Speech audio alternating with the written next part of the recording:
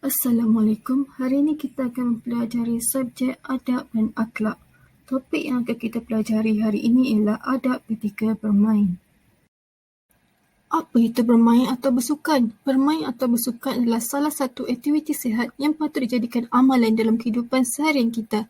Hal ini kerana melalui bermain atau bersukan, ianya dapat membantu kita dalam mengeluarkan peluh. Secara tidak langsung, badan akan menjadi sihat dan otak akan menjadi cerdas. Selain itu juga, bermain atau bersukan boleh membantu dalam menghilangkan tekanan akibat seharian belajar atau bekerja.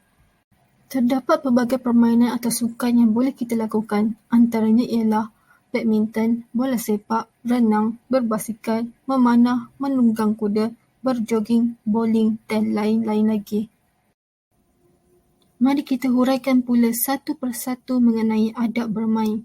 Adab bermain boleh dikategorikan kepada 3 fasa, iaitu adab sebelum bermain, adab semasa bermain dan adab selepas bermain. Yang pertama, adab sebelum bermain. Nombor 1. Sebelum bermain, kita mestilah mencari kawasan yang sesuai dan selamat untuk bermain seperti padang, taman permainan, kawasan yang lapang dan lain-lain. Jangan sesekali bermain di kawasan yang berbahaya seperti tapak pembinaan, lombong, jalan raya dan lain-lain lagi. Nombor 2. Memahami peraturan permainan bagi mengelakkan diri dari melanggar peraturan permainan tersebut. Nombor 3. Sebagai seorang Islam, kita wajib untuk menutup aurat. Nombor 4. Menggunakan peralatan yang sesuai dan selamat untuk bermain bagi mengelakkan sebarang kemalangan yang tidak diingini berlaku. Nombor 5. Bersalam-salaman dengan rakan sepasukan dan pihak lawan. Yang kedua pula, adab semasa bermain. Nombor 1. Bekerjasama dengan rakan sepasukan. Nombor 2. Mempunyai semangat kesukanan yang tinggi. Nombor 3. Menjaga perasaan marah semasa bermain dan elakkan bermain secara menipu semata-mata untuk menang. Nombor 4. Mengikut peraturan permainan yang telah ditetapkan. Dan yang terakhir sekali, yang ketiga, adab selepas bermain. Nombor 1. Menerima keputusan pengadil dengan hati yang terbuka, sama ada menang ataupun kalah. Nombor 2. Menyimpan peralatan permainan di tempatnya semula dan jangan membiarkannya secara bersepah-sepah. Nombor 3. Tidak berdendam jika kalah, tetapi berusaha kembali dengan lebih bersungguh-sungguh di kemudian hari. Nombor 4. Bermaaf-maafan sesama rakan sepasukan dan pihak lawan. Dan yang terakhir sekali, nombor 5.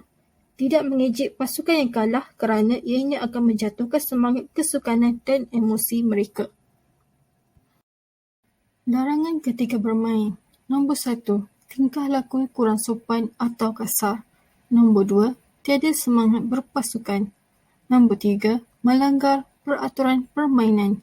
Nombor 4. Menimbulkan suasana tegang semasa bermain. Nombor 5. Suka bergaduh atau berdendam dengan pihak lawan sama ada semasa bermain atau selepas bermain. Jika seseorang itu mengabaikan adab bermain, ianya boleh mengakibatkan yang pertama, menimbulkan pertelingkahan dan permusuhan antara rakan sepasukan ataupun dengan pihak lawan. Yang kedua, melemahkan semangat kesukanan dalam diri.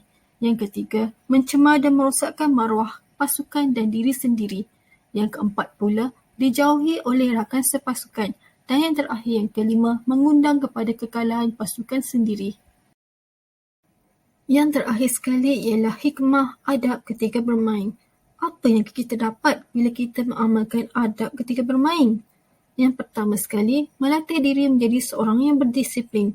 Yang kedua, mendapat lebih ramai kenalan baru. Yang ketiga, menjadi seorang yang bekerjasama dan bertolak ansur dalam sesebuah permainan sama ada antara rakan sepasukan atau pihak lawan. Yang keempat, meluaskan pengetahuan tentang permainan tersebut.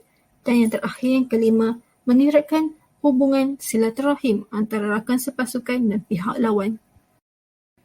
Ini adalah latihan untuk hari ini. Latihan pertama, padankan adab-adab semasa bermain. Minta buat pembetulan sedikit yang bawah sekali itu adab-adab selepas bermain. Dan untuk latihan kedua pula, pilih jawapan yang betul. Akhir sekali, peribahasa Arab ada menyatakan, Al-aqlu salim fi jismi salim. Otak yang sihat terletak pada tubuh badan yang sihat.